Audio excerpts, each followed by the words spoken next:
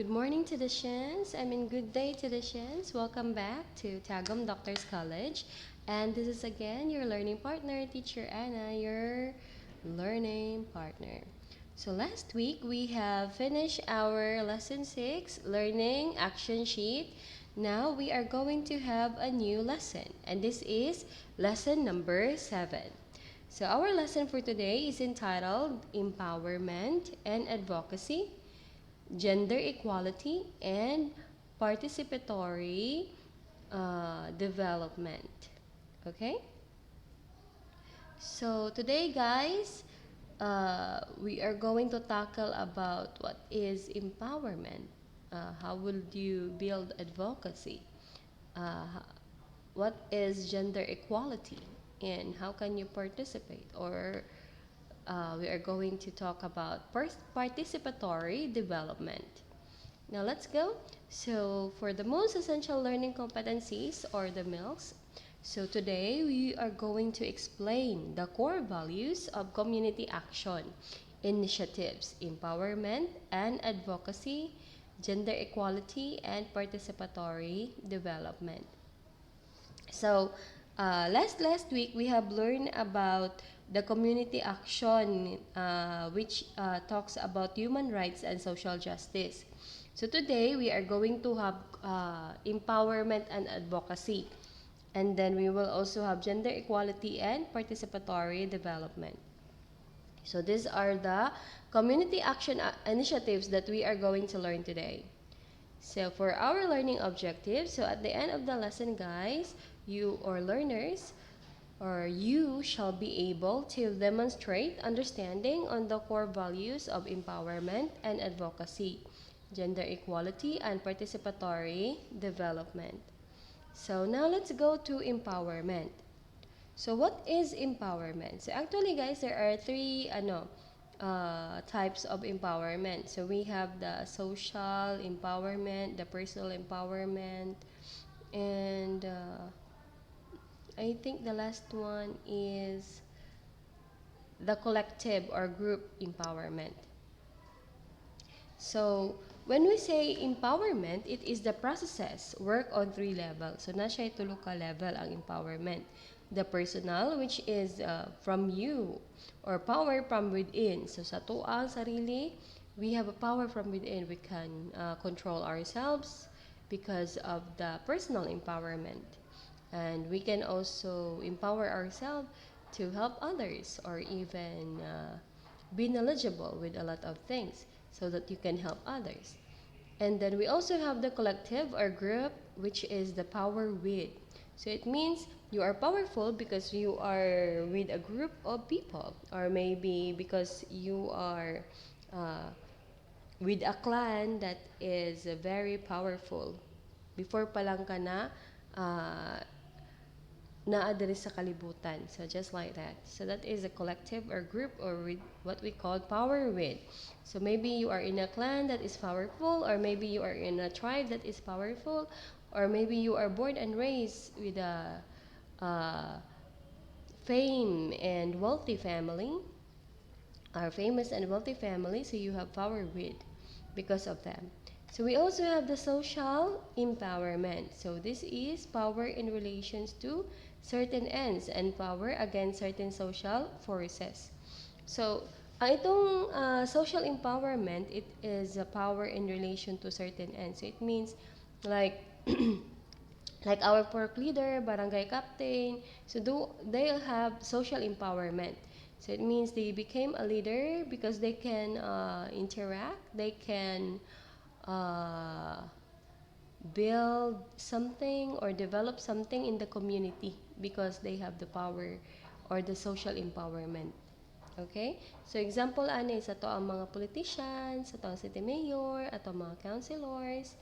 So because they have a power in relation to certain ends, like for example, here in the Tagum City, we have the city mayor, so they have, or he has the social empowerment that can change the Tagum. Maybe it is for the good, or maybe it is for the bad. So I hope that it is all for the good. So we also have power against certain social forces. So for example, you build a boys town or a girls town, so that is also a social empowerment. So para maprotektahan yung ating mga latagaw nga kabataan or mga wala na parents na kabataan, so you have the social empowerment to protect them, or maybe what that is what we call power against certain social forces. Okay? So these three levels are not separate. So dili ni siya separate ang personal, ang collective or group, and the social. So personal power often comes from a sense of connectedness or membership of a group with like-minded people. So personal power, like for example, a group of student. So you also have the personal empowerment because you have a sense of connectedness kasi meron kayong like-mindedness with your classmates. Like you want to graduate, you want to pass the subjects or the same subjects. So just like that. Now, always remember, guys, that empowerment is the process of taking actions to life situations of members by increasing their personal, interpersonal, and political power. So when we say empowerment, guys, mo na siya ang nagabuhat yung kag certain action or you are taking actions to life situations. Okay? So, people in a community can be empowered in two ways. So, dito sa to ang libro, there are just two ways, but actually there are three. So, people in a community can be empowered in two ways. The first one is personal empowerment. So, you can be empowered personally, which can be attained by a person who can directly control what is happening in their own lives.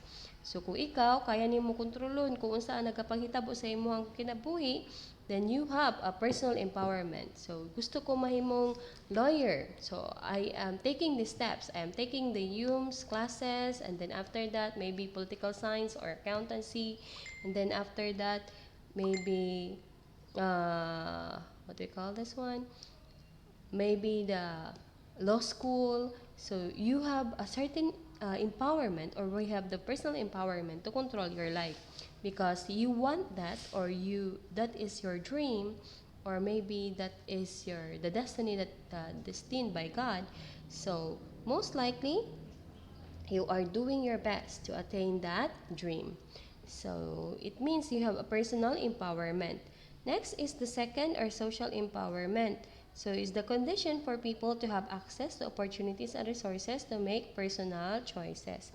Yung social empowerment naman, hindi siya dapat selfish. Okay?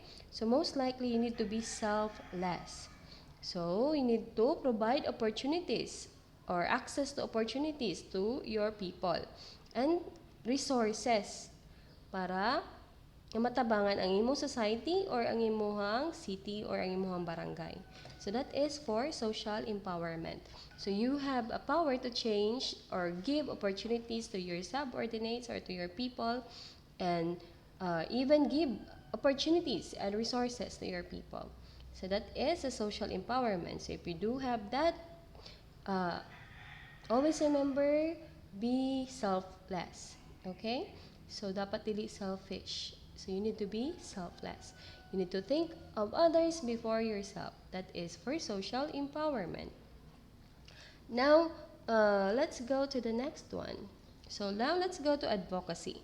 So advocacy is the intervention of finding ways to improve certain factors in a community to achieve the goals of the members. The person in charge of this role is termed as the advocate. So for example, if this man has an advocacy for environmental change.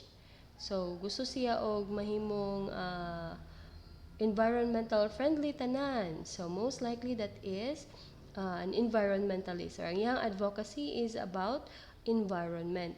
So meaning you are going to find ways para ma-improve nimo ang certain factors. Like for example, for the cars. Kasi mao man ni siya ang nakaapekto sa ato ang what we call this one, sa global warming. So that's why a lot of people would use water as the gasoline. Or even electric cars are being invented para makaless sa global warming. That is your advocacy. So it means like in a certain problem or in a certain factor in a community, kaya nang lani mo pangitaan og pamaagi kung unsaon ni siya males or magkaroon og nindot na kinabuhi ang imuhang or ang mga tao dira nga lugar. So aside from that, it is for your family and for the people in the society. So that is for advocacy. So example na siya. Like for example, you are fighting for poverty.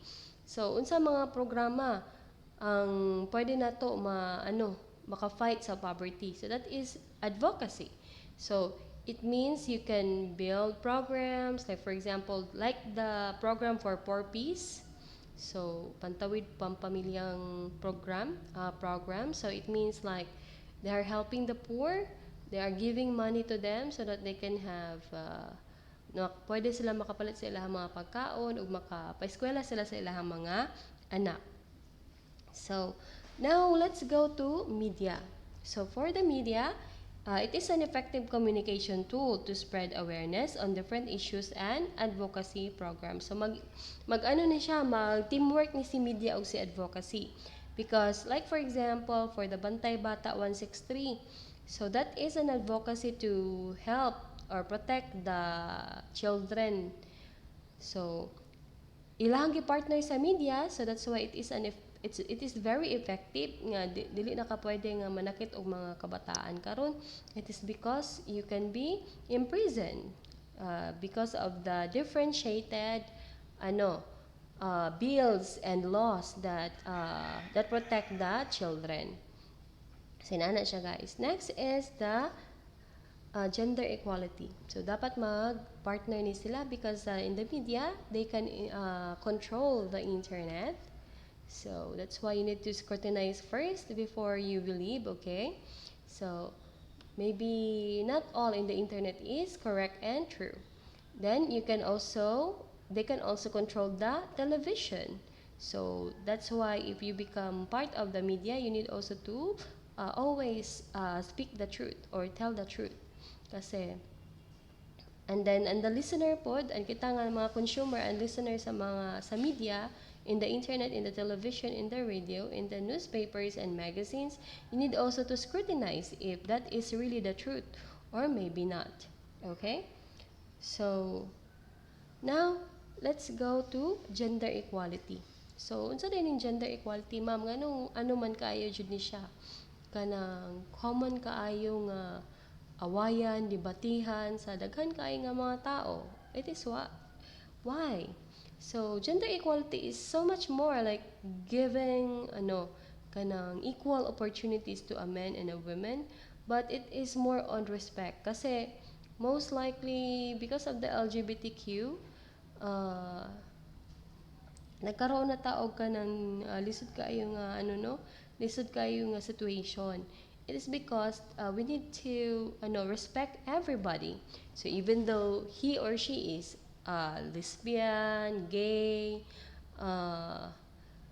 and a lot more. So even though mo na siya yung sexual preference, always remember that we need to respect them. Okay? So it means also that the access of resources and opportunities regardless of gender should be equal. So educational attainment and survival also should be equal to any other gender, even a girl or a boy or the LGBTQ community. So all else should be equal. So it ranked low on the other hand in economic participation and opportunity. So in the old age, the men, the the women and the LGBTQ community doesn't have economic participation and an equal opportunity to men. So that's why daghan kayo og mga tao and mga organization that is against it. So dapat gyud all else equal. So you must, or all of us must respect gender. So or the gender preference of any humans. At the same time, we need also to have an equal access to resources and opportunities.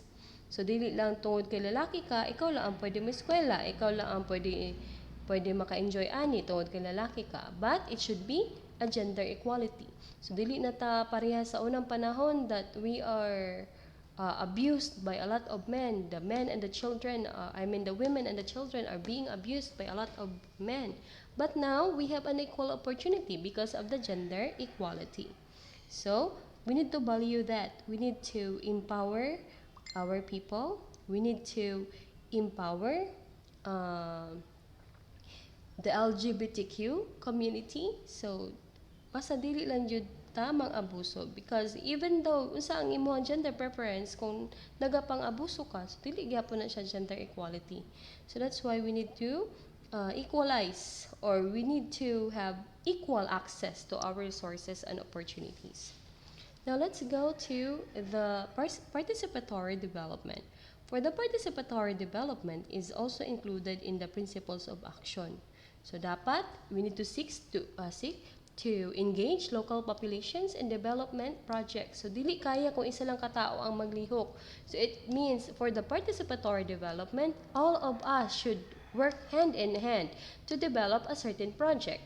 So for example, for the murag gusto nila nga walaon jud ang dengue ana nga lugar, or even like they need to kanang wala na joy dengue nga lamok, or like mosquito carrier of dengue sa ilaha nga lugar or sa tuwa nga lugar. So what shall we do? Dili na siya kaya sa isa ka tao lang. So you need to work hand in hand to develop that project. That is a participatory development. Always remember, one brain is good, but more brains will bring societal development. So dili siya kaya lang jud sa isa ka tao. So that's why we need to work hand in hand para mabuo ang mga projects. So for example, if you want or na ay mga project sa inyong lugar nga gusto ninyo nga ang mga mapuksa ang dengue, so you need to help. So like for example, kung dapat nga maglimpyo mo sa inyong purok, so you need to help. So dapat nga kanang wala na mo yung mga balde dira or mga stock nga mga tubig nga open lang siya pwede mapuy-an sa mga lamok. So you need to help. You need to walaon na ninyo inyo na siyang ipangyabo because of the dengue. So you need to help for the societal development. That is for participatory development. So yun ang gina-engage ang mga local population para motabang sa isa ka project. Now, we have the participatory development model. So, it presents the importance of the collaboration of different groups. So, dili lang dyan siya kaya sa isa ka tao and even one group lang. So, it should be a collaboration of different groups. Like, for example, for the public sector and for the private sector. And then, this is to improve the community projects. So there are some groups in the government that can be coordinated in planning for community development initiatives. That is participatory development model. So in a project development, guys, there are 4 stages in project development. So it includes the research stage, next is the design stage, next is the implementation stage, and the evaluation stage. So kung maghimo ka o participatory development nga programs or even projects. So kinahanglan jud nimo nga stage. Una, kinahanglan nimo mag-research. So you need to define the problem. Ikaduha, you need to have the design stage, which you need to have an actual activities that are designed. And then you need to have the implementation stage. So kailangan nimo planuhon ang mga intervention or kanang mga dapat nimo nga panghimuon, like for example kani siya nga lugar sig kabahaan, so you need to make an intervention, like for example magbutang bag seawall or magbutang ba og river wall para dili na mo bahaan nga lugar. So that is for you need to plan for the intervention. And the last one is the evaluation stage. So you need to assess the significant changes that you have done. So like for example, nagbutang na kag seawall, uy ngano mo baha gyapon, so you need to assess unsa pay kulang. So, to sum up guys, community action initiatives must be guided by principles and core values of social justice. So, always remember that community action initiatives must be guided by principles and core values of social justice. So human rights, gender equality, and participatory development. So community action, guys, community action initiative is not just ano kanang naalang siya sa four corners of a room, but it is guided by principles and core values of ano pinakauna na is social justice, next is the human rights, next is the gender equality and participatory development. So this community action, guys, have a purpose which is to enable people to work in solidarity and addressing social problems. So kani siya nga community action, ang ihad yung pinaka-purpose is para ang mga tao magkahiusa to solve different social problems. Now, let's go to the summary of this core values and principles of community actions initiative. So, ang human rights, when we say for the understanding, so it means human rights belong to everyone. So, dili lang kay dato ka, you belong, you have the human rights, but everyone have the human rights, regardless of their circumstances. So, they cannot be taken away from you by anybody. So, meaning, dili na siya makuha sa imo. So, you should know your human rights. So, example, any is right to live, right to liberty, right to know, right to work and education, freedom of opinion and expression. Now, let's go to the next one, which is the social equality. So, social equality, so you need to understand that it is not about obtaining rights and protecting rights, but also about responsibility. So, natay responsibility ko if we have human rights, we are protected by our rights. We also have responsibilities and consequences to our action. And then social equity reflects ideas of fairness and justness. So it means all of us are fair, all of us are just. Okay? And then, for example, ani is the fair distribution of public service. So, dili lang siya dapat available sa mga dato, available sa isa ka tao. It is because it should be fairly distributed.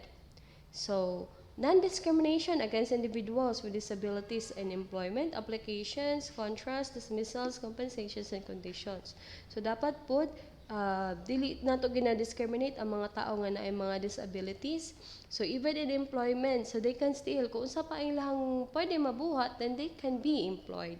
So, even though they have disabilities, they must be employed. So that they can also help themselves and compensate everything that they need.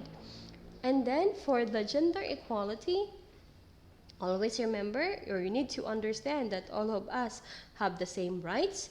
We have different statuses, but we have the same opportunities as others, regardless as one's gender. Bisan pag unsa ang imuhang gender, we have the same rights, we have statuses, and we have the same opportunities, because tanan man tanong gipanganak sa kalibutan as hubo. So most likely, even though regardless of your gender, we have the capacity to do the same thing and even have the same rights. So example, ani guys, is when giving vitamin supplements. So we have the gender equity requires women to be given more of iron and folic supplements than men, since the former need such supplements such due to their menstrual cycles and childbearing capacity. So tungod kay ang mga babae nagapanganak og naay menstrual cycle, so they need to have, or they need to be given more iron and folic supplements than men. Okay? So dili na siya bias tungod kay dili man nagapanganak ang lalaki, dili man sila naga-menstrual cycle. So that's why dili siya bias. It is more on gender equity. So what will you need basin pag usa ang imuhang gender, kung unsa to mas gikinahanglan nimo, mao gid to siya ang imuhang madawat. That is for gender equality. Now let's go to the participatory development. So always remember, or you should understand that participatory development includes the involvement of people in studying their own situation and in deciding on the distribution of resources to ensure equitable sharing. So always remember, or you must understand, na ang participatory development, everyone should involve or be involved in studying our own situation and even deciding on the distribution of resources. So everyone must be involved to ensure equitable sharing. And example ani guys is the community involvement on social issues. So for example, sa man ato ang mga social issues karon like for the pandemic, so we have the IATF protocols. So makialam. So dapat alam mo kung kumugawas ka unsa dapat imong suoton, unsa dapat ang protocols. So that is community involvement in social issues. So kasi ang pandemic is dili lang man siya kanang ginapili ang mga tao nga iyahang butangan og kanang virus, but it is everyone. So dapat makialam jud and dapat mosunod ta sa IATF protocols. And then we need also to have knowing your interests and agenda as a community. So you need also to know your interest and agenda as a community. So unsa gyud ang ilahang mga plano sa tuang komunidad, unsa tong mga interesting na plano sa komunidad. So dapat makabalo jud ka kasi maybe you will have a better idea or maybe a better suggestion for that for the development of the community. So that is for participatory development. So thank you so much to the Shans for having this lesson today. So always remember to read and review your lesson. And thank you so much for listening.